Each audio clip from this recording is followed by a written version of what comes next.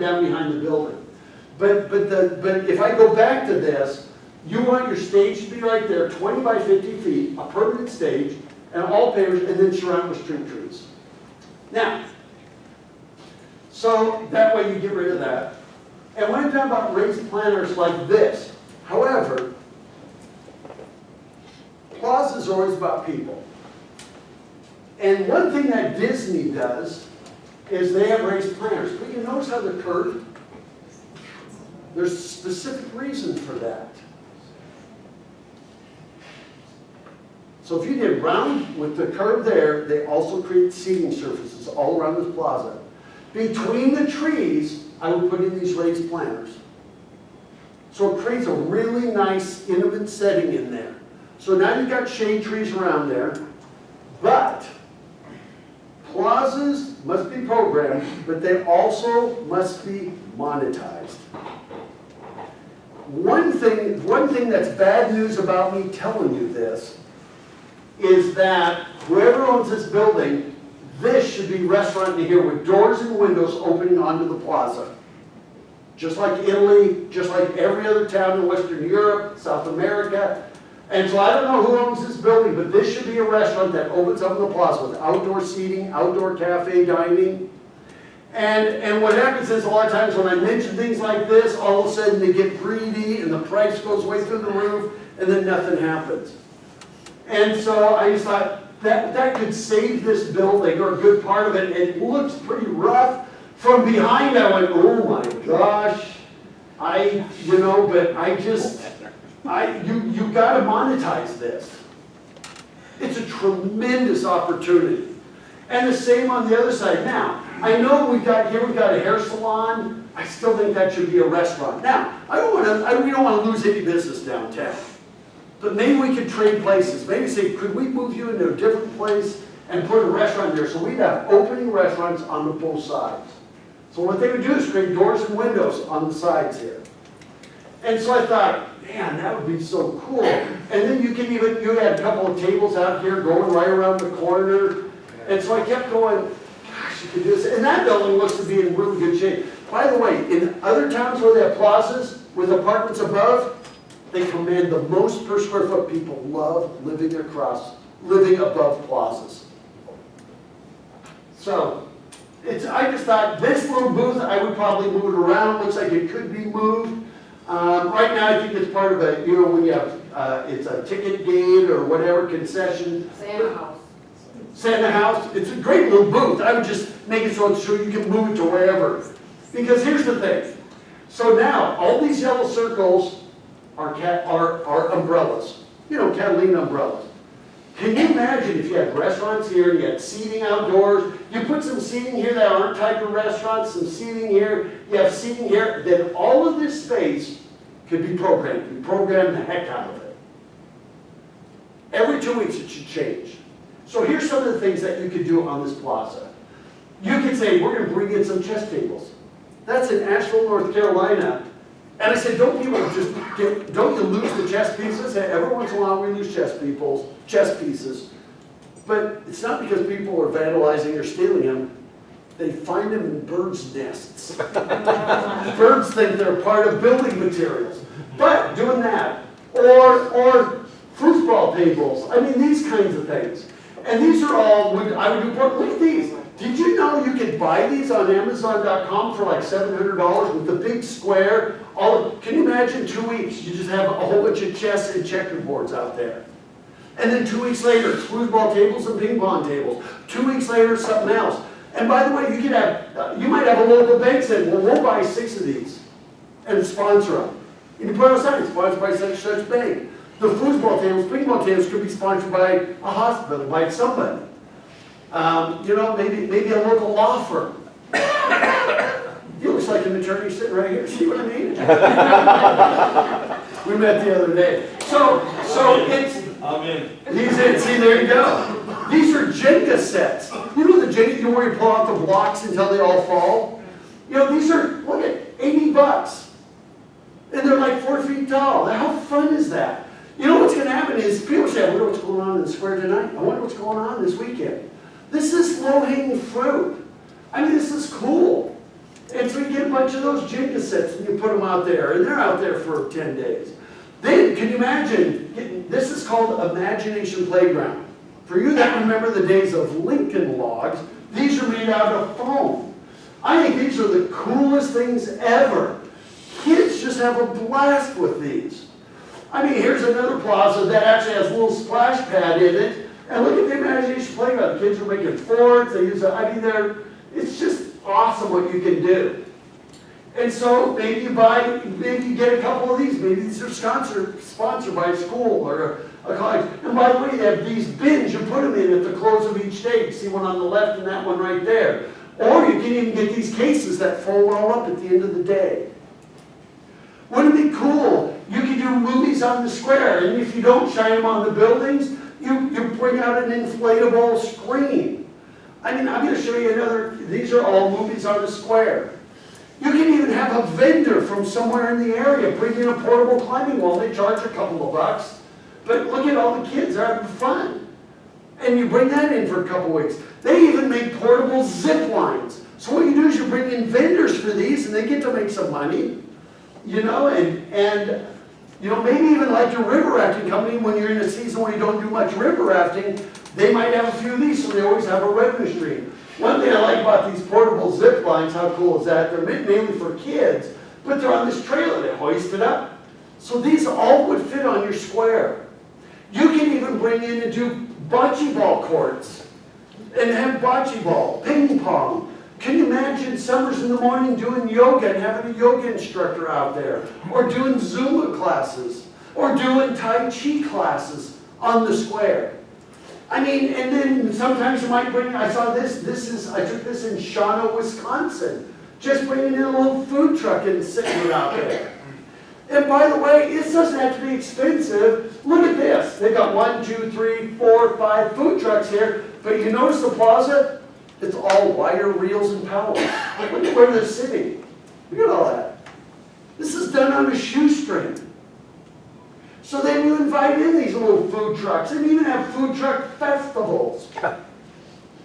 You know? I mean, you might even get vendors to have a few booths. Over time you buy these booths and vendors can use them local. And I would make sure they all come from LaSalle County. You don't want made in China stuff. You need to keep it in the county. If you could keep it in Oglesby, it'd be fantastic. You know, this is Bryant Park, New York. And these are year-round, and they all are on pallets, so they can literally move them around. But this is down the road as it starts to grow. You can create these little vendor booths. You bring in musicians, you know, and magicians. I mean, in Denver, on 16th Street, they have pianos out there, and they cover them when it's raining or snowing. And they have people that tune them all the time. And they're donated. You know, I mean, just creating a place for local high school kids to come and learn what it's like to be a street musician, play guitar. And you already have your farmer's market there, but now you could add street fairs and art markets. You know, this is in Pittsburgh on their square. You know, they even have, there's their Santa house. So they have a Santa house too, you know, and it all disassembles. And then look at this, they have visitor information, they have Little Bavarian, they have a whole bunch of these.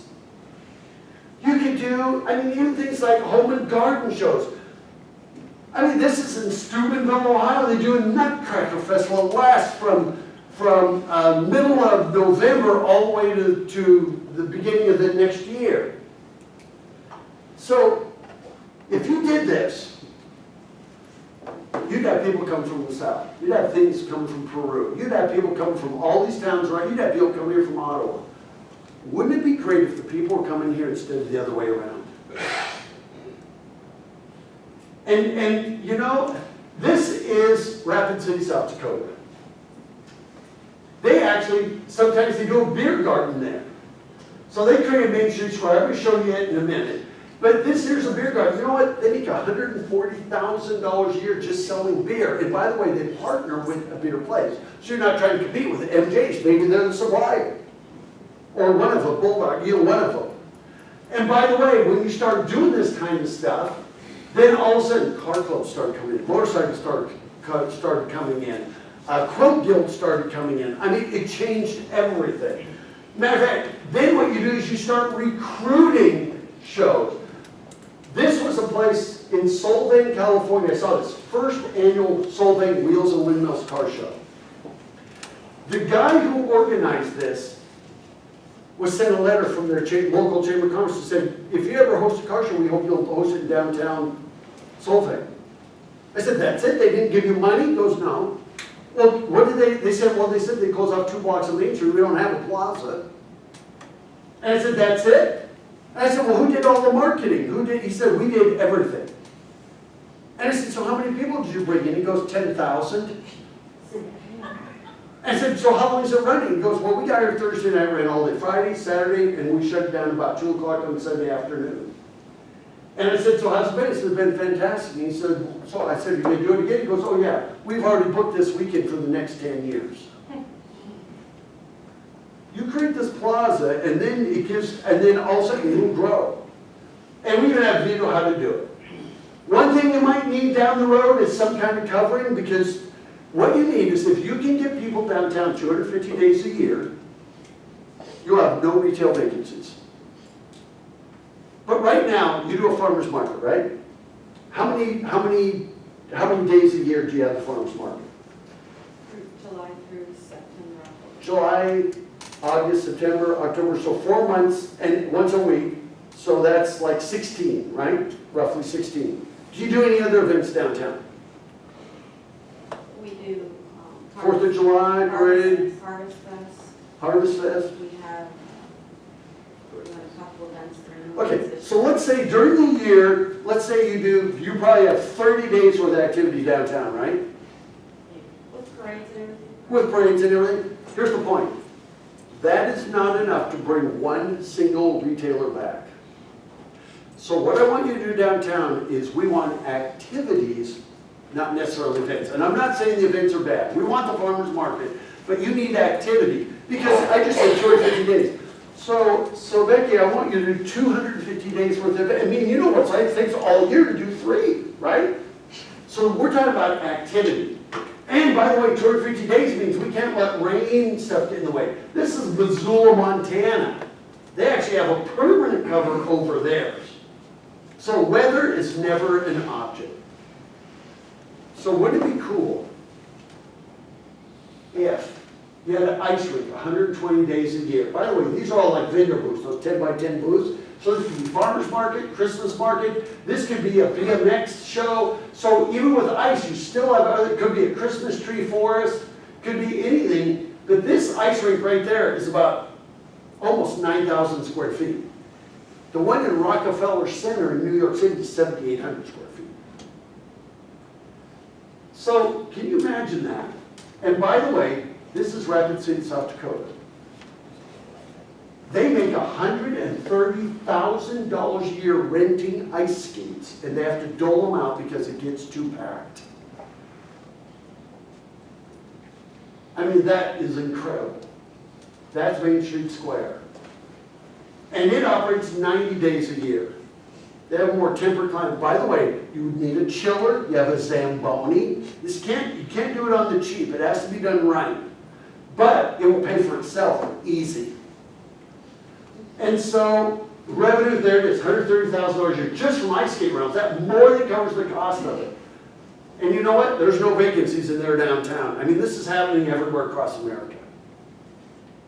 So what you have is, can you imagine 120 days of ice and 120 days of splash pad, 240 days. You only need 250 to fill every single ring. See, it's activity, not events.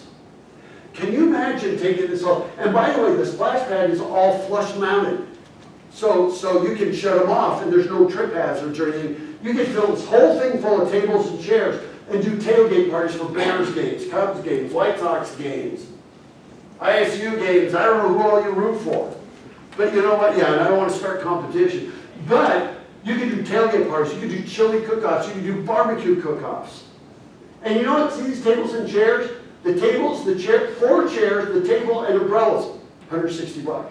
Well, here you go. There you go. 4 tables and chairs, $162. You want an umbrella? There it is, $40. Overstock.com. So you have people sponsor these. I mean, just doing that, wouldn't that be cool? the Taste of Oglesby, the Taste of the Starved Rock area. But I'm just telling you that these things you can do, and then you invite artisans in. You invite magicians in, and street performers like this, these food trucks. You want some more ideas, we'll give this to you. I mean, bigcar.org, I think they're in India, yeah, based in Indianapolis, and that's what they do. Look at all the things they have. And so I just thought, man, if you could do this, this is all flex space here, even when the splash pad or ice rink is running. This, it's just be incredible. But here's the big deal. Here's one thing you need to know. 70% of all retail sales come after 6 p.m. You know what? And you wonder why you're going to Peru. Home Depot knows it, Target knows it, that was all done, this is done by the National Retail Federation, Walgreens, CVS, they're all open till 9 o'clock for a good reason, because they know that's when that happens. Downtowns, we close them at 6. But you know what, here's the other deal. Overnight visitors spend 4 times that, day visitors, and they spend the night where there's things to do after 6 o'clock. You give them a plaza, you got it. So, if you do this, that's what you can get. Because you know what? Ottawa, Peru, their downtowns, they roll up the sidewalks at 6. If you were the place that opens, I guarantee you, you're going to have millions of people wanting to be in your downtown because everything we do at these state parks, I don't care what's hunting, fishing, hiking, biking, golfing, you name it, we're doing it during the day. And when we're done, we go back to your hotel, a mediocre hotel, no offense, and we're watching TV because you rolled up the sidewalks. You would have everybody in downtown Oglesby. You'd have no retail. I mean, I'm telling you, if you want to bring people back, you do that adventure center, that'll get people here the day, and they will come back that evening. You get them for breakfast, lunch, and dinner that way. Well, maybe not lunch because we're out there. That's what it would do. I'll just give you this one quick case history because I'm about out of time. This is Main Street Square. I went to them and I said, I want you to turn this parking lot into a plaza. That's an empty Sears building. I want you to tear down the Sears building, do a 2-acre plaza.